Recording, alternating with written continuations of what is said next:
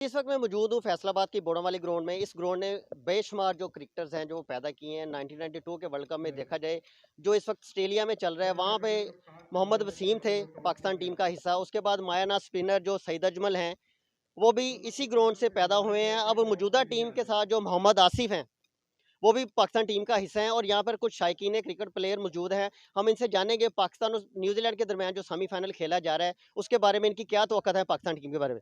जी बताइएगा, आज जो सेमीफाइनल खेला जा रहा है पाकिस्तान और न्यूजीलैंड के दरमियान सिडनी में, आपकी पाकिस्तान टीम के क्या तवक्कुत रखते हैं? इंशाल्लाह इंशाल्लाह पाकिस्तान विन करेगा। जो पाकिस्तान का पुराना रिकॉर्ड है उसके मुताबिक तो इंशाल्लाह पाकिस्तान ने विन करना है।